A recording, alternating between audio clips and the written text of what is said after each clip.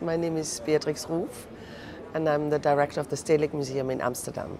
Yeah, my role as a director is to develop the vision for the museum, to continue the museum as a place where art is being, collected and also taken care of, and where the relationship and the connectivity to contemporary production is also kept alive. So our museum has quite a big collection of almost 90,000 works of art and design.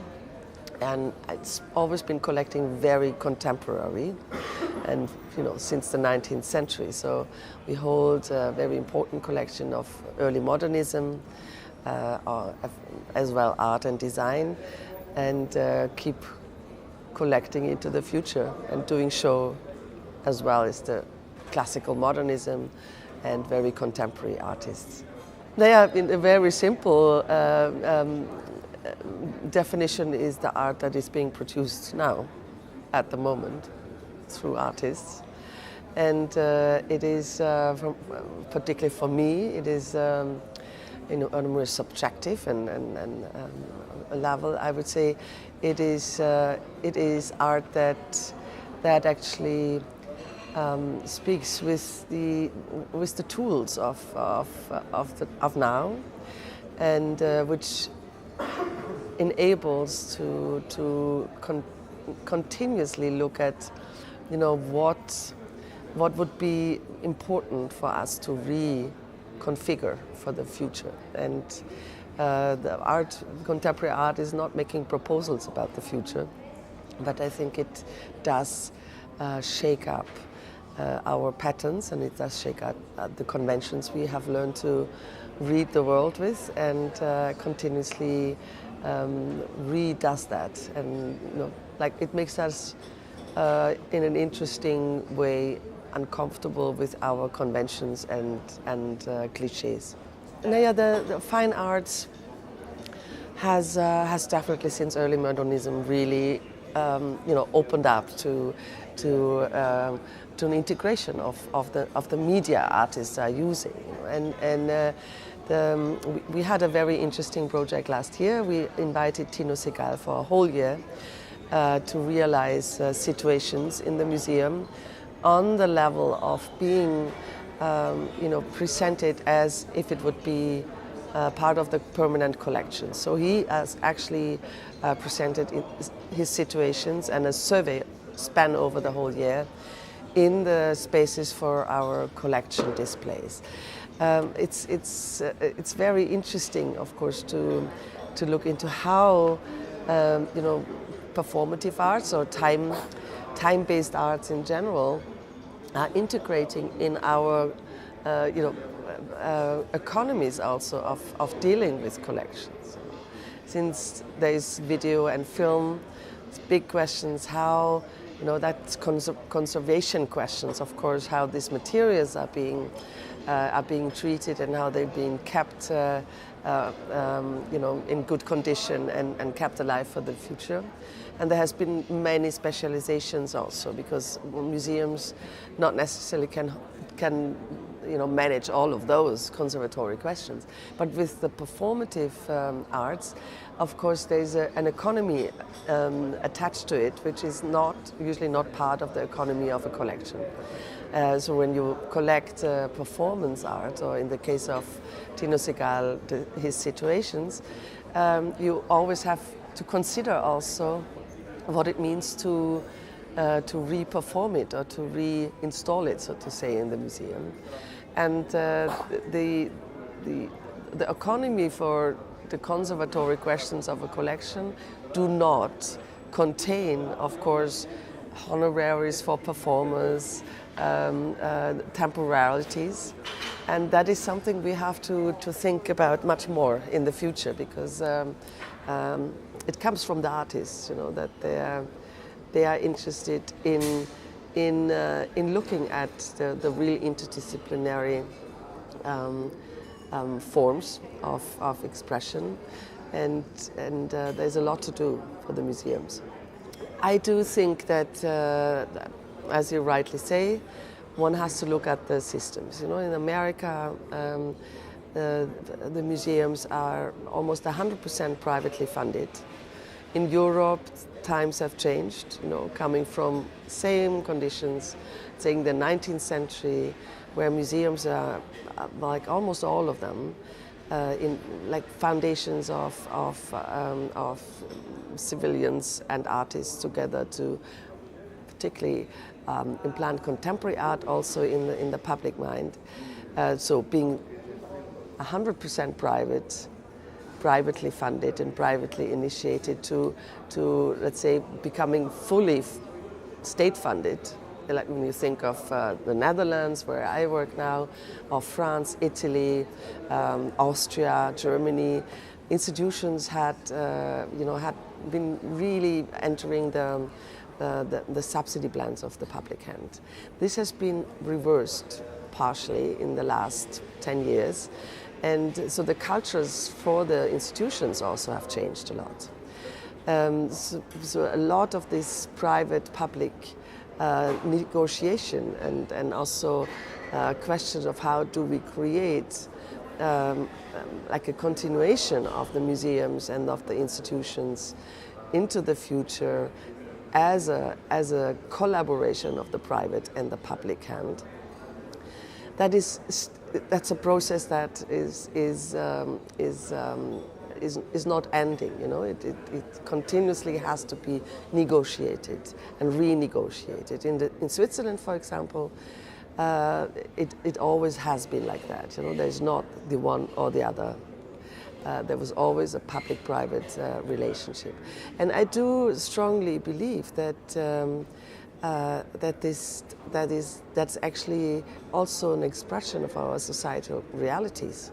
We are actually dealing with them, you know, and that is interesting. Now, first, this is many themes you're speaking about. You know, like as the museums are more, more asked also to be entrepreneurial in terms of how do we place the financial aspects of our institutions in society, and that private-public is one element of that. That is one aspect. And of course, collectors, ideally, have an interest in museums because it also is about looking into the continuity of art into the future. That is one aspect. So they are the patrons from the 19th century as well. So I find them really interested in the museum and the institution as a place in society to hopefully continue and to support that too. That is one thing. The art market in relationship to the institution is that, of course, it affects our work, particularly in the field of collecting. And again, I do believe if museums are fit enough to not only look at the contemporary, but also to work with artists, they have many chances to not be too much inhibited by the ups and downs of the market field. All the museums are working together in the International Council of Museums, and the ethical code is something which is like a collaboratively decided on code. We all agree on to work with and to behave with, and that code also continuously is being adopted to our to questions that come up in how the state of society is in.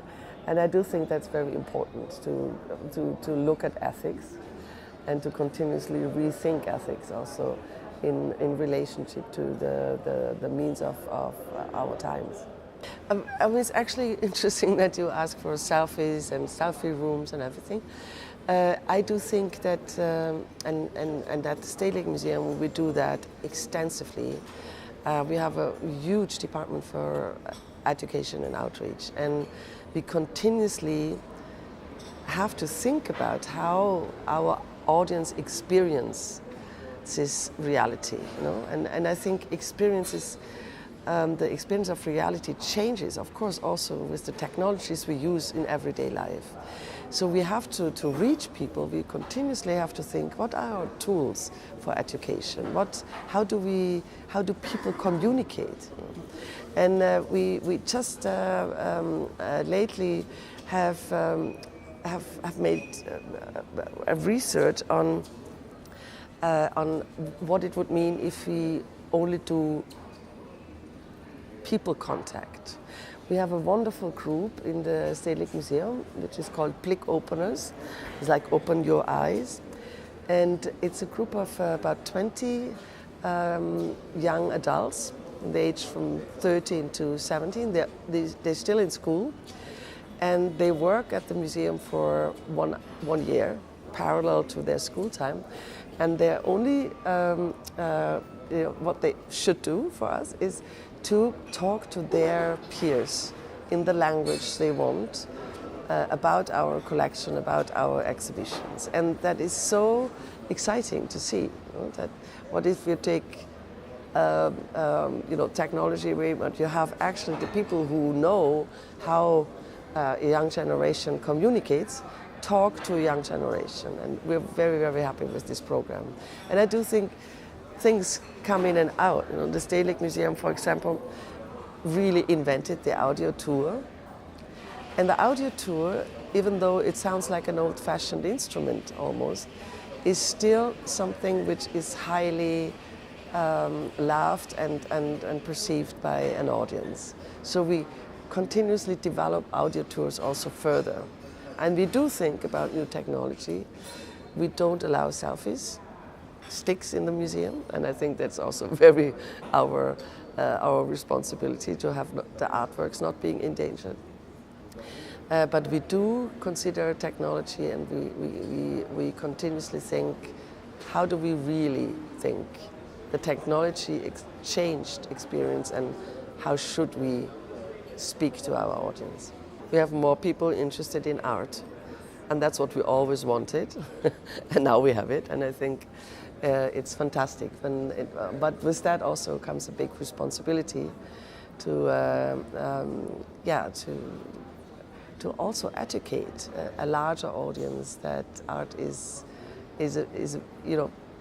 ideally makes your brain shake and makes you think about other things than conventional things. So I think that entertainment or not, I don't even want to talk about.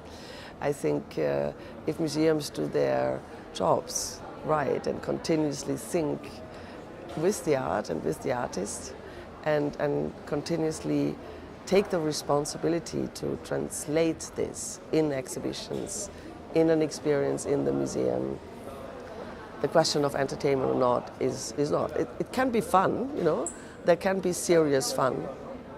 I would love to do that. I really would love to do that. Again, one has to look at the cultural system one works in. For example, the museums in the Netherlands are not free. The museums in Switzerland are also not free, but they're not free for different reasons. Yeah, there's some similar reasons, because there's membership schemes in the museums. So to get free entrance, it's very important to also have to make an offer to your members. In the Netherlands, it's considered that the public also shares a responsibility for keeping the museums and the institutions alive. But then there is an amazing possibility to get a museum card for 40 euros, and you can see every single museum in the whole country for a whole year. So this is a kind of a extended membership to all museums, and I think that's it is interesting to look into those things. I would love to have free entrance, but some of the system would have to change for that. But that is institutional everyday life. You get a lot of portfolios, you get a lot of catalogs, you get a lot of installation. I truly believe in seeing a lot.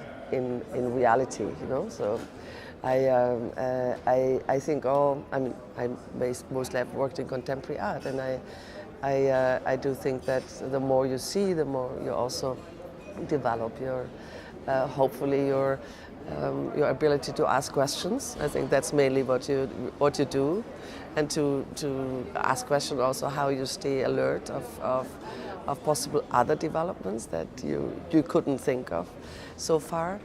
But I do think that most curators are looking more into the actual reality of works than looking at portfolios, because that's good to have portfolios, but it's more important to see art in life, and to see it in the context of exhibitions or in the context of a studio. I think it's true for the artists as well. You have to see a lot, you have to connect, you have to meet people, and I think for younger artists it's very important to be in academies and to work with their peers, and to realize projects and to become visible, you know. Portfolios are usually not the best way to make yourself seen.